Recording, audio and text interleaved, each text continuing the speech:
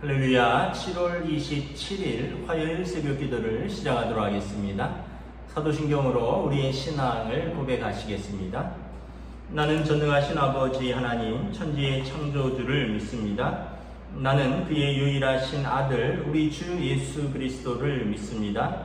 그는 성령으로 잉태되어 동정녀 마리아에게서 나시고 본디오 빌라도에게 고난을 받아 십자가에 못 박혀 죽으시고 장사된 지 사흘 만에 죽은 자 가운데서 다시 살아나셨으며 하늘에 오르시어 전능하신 아버지 하나님 우편에 앉아 계시다가 거기로부터 살아있는 자와 죽은 자를 심판하러 오십니다. 나는 성령을 믿으며 거룩한 공교회와 성도의 교제와 죄를 용서받는 것과 몸의 부활과 영생을 믿습니다. 아멘.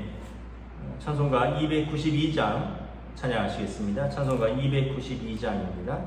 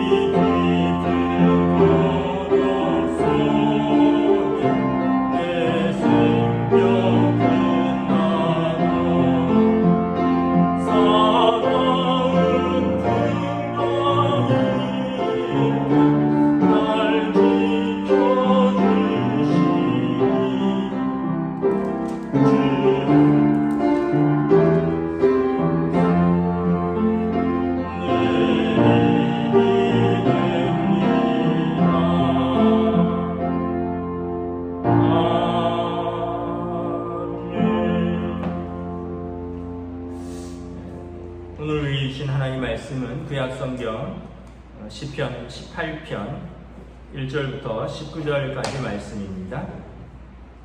구약성경 시편 18편 1절부터 19절까지 말씀입니다.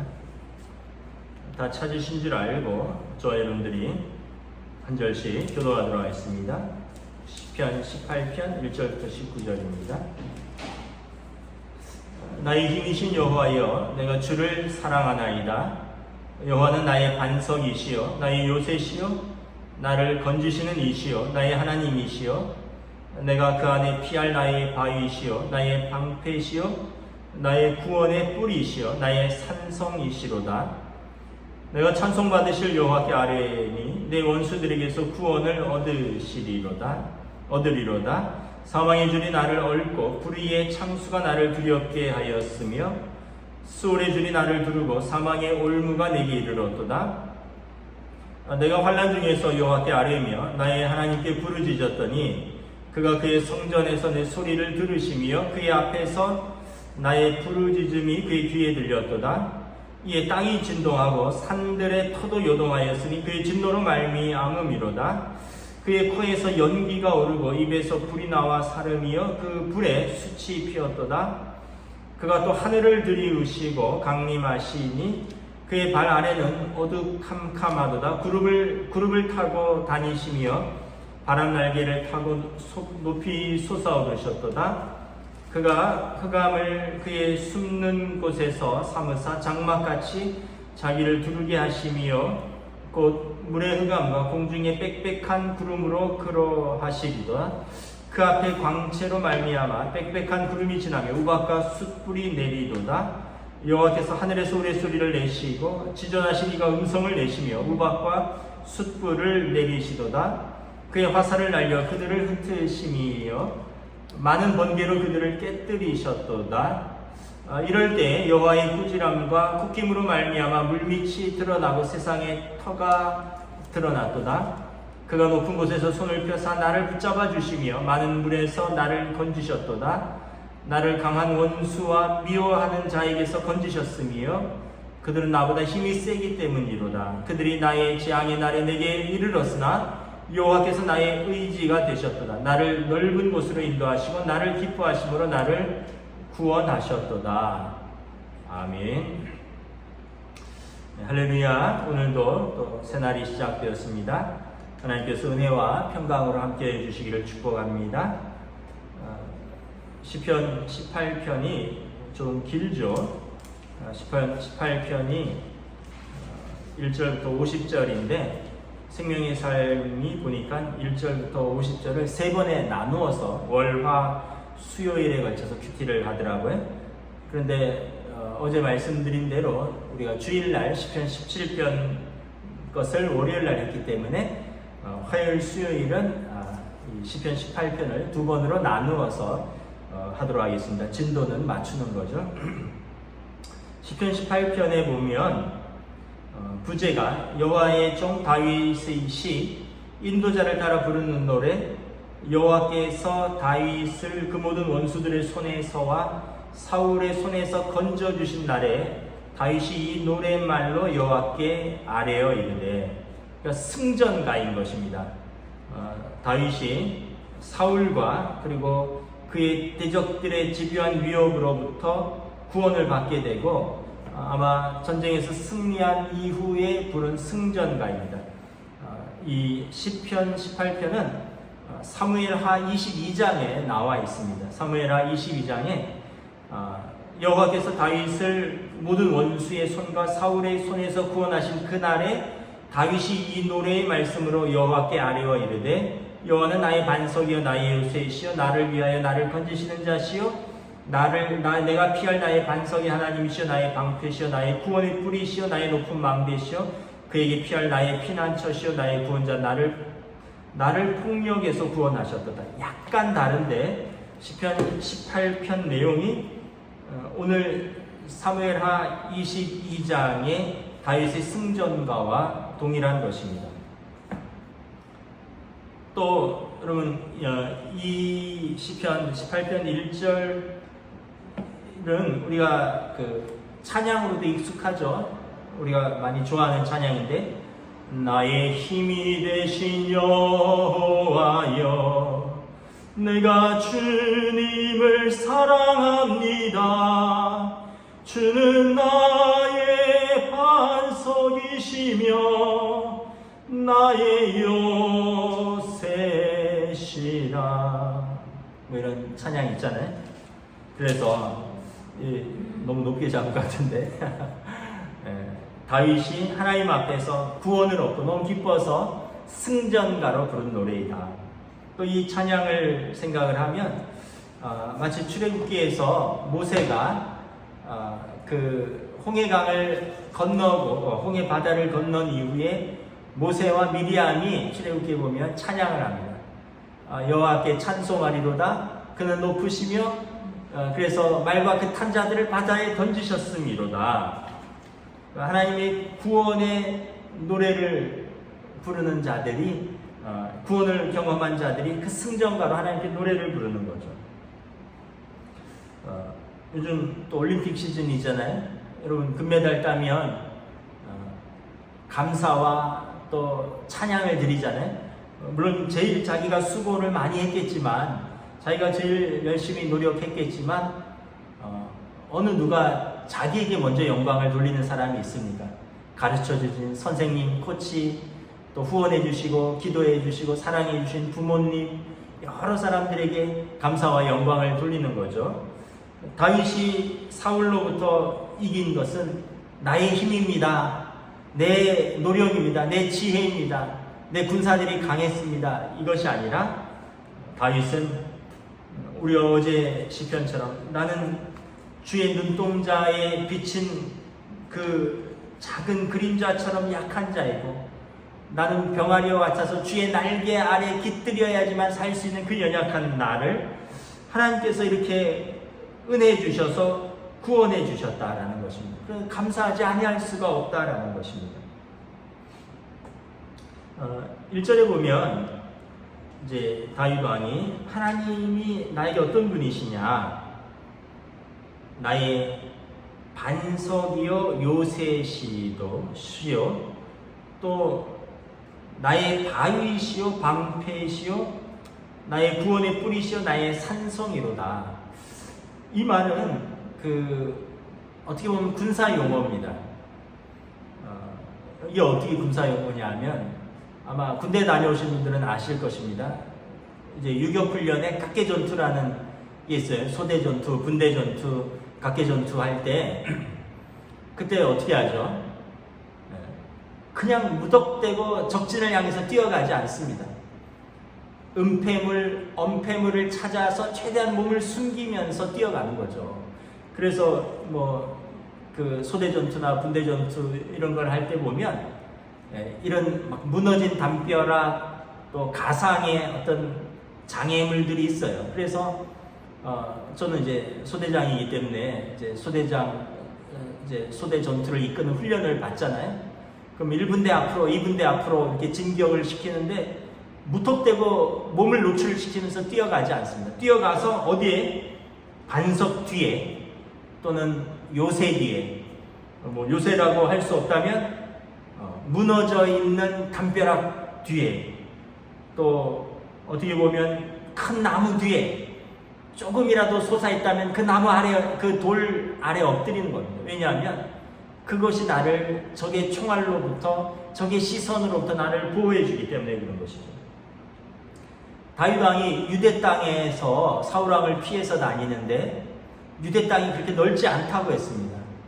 왕이 마음 먹고 온 땅을 이잡듯이 뒤지면 찾을 수 있는 땅입니다. 그리고 유대 땅은 우리처럼 산이 그렇게 많고 그렇지 않습니다. 산악지형도 있고 강도 있지만 대부분은 어떤 지역이냐? 허허벌판입니다. 광야입니다. 광야. 그래서 적에게 노출되기 쉬운 것입니다. 그런데 하나님이 다윗 왕을 사울 왕의 눈에서부터 가려주셨습니다. 피할 동굴을 주시고 피할 길을 열어주시고 때로는 사울의 눈을 어둡게 하시고 사울 왕이 다윗 코앞에서 눈을 감고 잠이 들고 다윗 숨어있는 동굴에서 용변을 보고 그래도 다윗 왕을 찾지 못했습니다. 아주 가까이에 있어도 다윗 왕을 보지 못했습니다. 그것은 뭐냐면 하나님이 그를 지켜주셨다는 것입니다. 하나님이 그를 도와주셨다는 거예요. 하나님이 그를 가리워 주셨다는 것입니다. 아이들이 게임하는데 보면 무슨 수트를 입는 게임이 있어요. 전투하는 씬인데 이제 전투씬에서 자기 자신을 보호하기 위해서 길리슈트인가 이런데 그걸 입으면 완전히 위장이 되는 거죠. 그물과 풀 같은 걸로 뒤덮인 것을 이렇게 엎어 쓰고 바닥에 딱 엎드리면 볼 수가 없는 거예요, 적군이. 그렇게 해서 이제 적군이 가까이 오면 뭐 이렇게 싸우고 이런 아이들 게임이 있습니다. 우리 아이들 하는 거 이렇게 보고 이렇게 보았는데, 이렇게 은신처가 있고 노출되지 않아야 되는 거죠. 그것은 무엇입니까? 우리를 하나님이 은혜로 지켜주셔야 된다는 것입니다. 하나님 외에는 나를 지켜주실 자가 없다라는 것입니다. 하나님 외에는 나를 온전히 구원하실 분이 없다라고 고백을 하는 것입니다. 여러분, 무엇이 여러분을 지키십니까? 무엇이 여러분의 힘이 되십니까? 여러분, 무엇이 여러분들이 피할 곳이고, 무엇이 여러분들의 피난처가 되고, 무엇이 여러분들의 자랑이고 힘입니까? 혹시 돈입니까? 혹시 자식입니까? 아니면 여러분들이 쌓아온 커리어입니까? 경력과 어떤 경험들입니까? 오늘 다윗 왕은 사실 보세요. 누구보다도 경력이 화려한 사람입니다.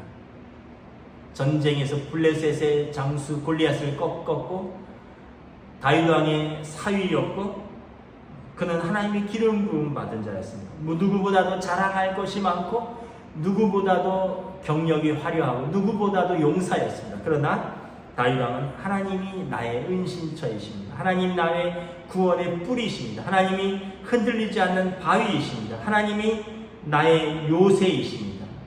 하나님만이 나의 신뢰의 대상입니다. 라고 고백을 하는 것입니다. 자, 또 하나는 다윗은 이 승전 속에서 기도를 합니다. 4절부터 6절까지 보면, 사망의 날이 줄이 나를 얽고 불의의 창수가 나를 두렵게 하였으며 수월의 줄이 나를 두르고 사망의 올무가 내게 이르렀도다. 내가 환난 중에 여호와께 아뢰며 나의 하나님께 부르짖었더니 그가 그의 성전에서 내 소리를 들으시며 그의 앞에서 나의 부르짖음이 그의 귀에 들렸도다. 여러분, 기도는 언제 하는 거죠? 기도는 평소에도 하지만 특별히 여러분 힘들고 어려울 때 하나님 앞에서 간청하고 호소하는 것이 기도입니다. 내가 도저히 감당할 수 없는 상황 속에서, 그러나 이대로 물러설 수도 없고 이대로 무너질 수도 없으니 하나님 앞에서 몸부림치는 것이죠. 이게 바로 기도인 것입니다. 다윗 왕은 사망의 줄이 나를 얽고, 다윗 왕의 몸에는 현상금이 붙어 있었다 그랬습니다. 불의의 창수가 나를 두렵게 하였습니다. 창수는 이렇게 밑에서 올라오는 물입니다. 비가 많이 내리면 막 물이 넘쳐 흐르는 거죠. 이게 창수입니다. 수월의 줄이 나를 두르고, 수월은 음부, 땅 속의 끝이란 표현입니다. 지옥이란 표현입니다. 그 줄이 나를 두르고 사망의 올무가 내게 이르렀을 때 내가 그 환난 중에 하나님께 부르짖었다는 것입니다. 여러분, 두 가지 부류의 사람들이 있습니다. 절망과 환난 속에서 절망하고 포기하는 사람이 있고요, 하나님과 씨름하는 사람이 있습니다. 누가 있습니까? 성경에서 대표적인 사람이 야곱이죠. 요즘 호세아서 수요일마다 보고 있는데 거기에 이스라엘을 야곱에 비교했잖아요. 야곱은 절망과 환난의 끝에서 항상 하나님과 씨름했습니다. 그는 평안할 때는 자기 지혜를 믿고 자기 경험을 가지고 살다가 그 자기 지혜와 자기 경험이 무너지고 절망과 환난의 끝에 섰을 때는 야곱은 하나님께 필사적으로 매어 달렸습니다. 베델에서 그러했고요, 야복강가에서 그러했습니다. 그러니까 여러분, 기도는 어려운 환경에서 더 기도해야 되는 것입니다. 우리가 주일마다 빌립보서를 보는데 바울 사도가 로마 감옥에서 빌립보 성도들을 위하여 기도합니다. 아니, 감옥에서 자포자기할 수밖에 없을 텐데, 그리고 기도한다면 자기를 위해서 기도할 텐데, 바울 사도는 빌립보 성도들을 위로하고 그들에게 감사하고 그들을 위하여 기도합니다. 여러분, 기도는 아까 말씀드렸지만 이 두 가지 부류의 사람들이 있다고요. 절망에 빠졌을 때, 환난에 빠졌을 때 원망하고 포기하고 무너지는 사람이 있고요. 그 안에서 하나님께 구원을 호소하는 사람이 있는 것입니다. 놀라운 신앙인 것이죠. 그 기도는 여러분 6절에 보면 내가 기도하면 하나님이 어떻게 하신다고요? 하나님이 들으신다는 거예요. 내가 하나님께 부르짖었더니 그분이 성전에서 내 소리를 들으셨어요. 그의 앞에서 나의 부르짖음이 그의 귀에 들렸습니다. 기도는 우리와 하나님을 연결하는 어떻게 보면 주파수를 맞추는 것입니다. 저희 어렸을 때 공전식 전화기인가 그런 전화기가 있었죠. 이렇게 전화기를 이렇게 돌리면 자전식인가 이렇게 돌리면 이렇게 딱 들면 교환이 받아요. 교환이 받아서 예를 들면 어느 아파트 몇 호 연결해 주세요. 그때 아파트도 없었던 시절이지만 그러면은 이제 교환이 이렇게 줄을 꼽아서 글로 탁 꼽아오면 그렇게 연결을 해주죠. 그러니까 이게 제가 알기로는 그때 제가 한번 그 교환실을 견학 간 적이 있었는데 그때 전화기가 많지 않던 시절입니다. 전화기 하나를 사면 채권을 사던 시절이었어요. 그러니까 전화기가 굉장히 비쌌어요. 얼마인지는 잘 기억이 안 나는데 한 20만 원 정도 그 당시에 수십 년 전에 한 40년 전에 전화기 한 대가 한 20만 원 했어요. 전화기 한 대 놓으려면 채권을 사는 거죠. 그래서 전화기에 예를 들면 저희는 교회 사택에 있었는데 304번이다. 그러면 교회 장로님 집이 310번이다. 그러면 전화기를 이렇게 돌리면 딱 들면 교환이 어디 연결해 드릴까요? 하면 310번 연결해 주세요 하면 교환이 이렇게 저희 집 코드를 딱 뽑아서 310번에다 딱 꼽으면 그쪽으로 신호가 가요. 그럼 거기서 이렇게 전화기를 들면 이제 교환이 304번에서 전화 왔습니다 이렇게 알려주는 거죠. 그럼 통화를 하는 거예요. 그 교환을 통해서만 전화를 하는 거예요. 지금은 기지국이 있고 다 해서 직접 통화를 하지만 그때는 반드시 교환을 통해서만 전화를 하는 거예요. 근데 교환이 다 들을 수 있더라고요. 전화기를. 전화 내용을 교환이 다 들을 수가 있어요. 어떻게 말하면 감청하는 거죠. 근데 그걸로 나쁜 데 이용하지는 않겠지만 교환이 있어야지만 서로 연결이 되는 거예요. 기도는 저는 그렇게 생각을 합니다. 하나님과 연결을 하는데 기도를 통해서 하나님 앞에 전화 거는 거예요. 전화를 걸면 하나님이 받으셔요. 하나님, 다윗 왕이 그런 거죠. 나 억울합니다. 나는 하나님 앞에서 의인이라고 생각하는데 악인들이 나를 쫓습니다. 사망의 줄이 나를 얽어내었고 불의의 창수가 두렵게 올라오고 있습니다. 수월의 줄이 나를 오르고 사망의 올무는 올감이잖아요. 덫이죠. 나를 기다리고 있습니다. 하나님 나를 건지십시오. 이럴 때니 하나님께서 어떻게 응답하셔요? 7절부터 쭉 보면 온 자연의 왕이신 하나님께서 땅이 진동하고 산들의 터에 요동하고 코에서 연기가 오르고 입에서 불이 나와 사르며 그 불에 숯이 피었도다.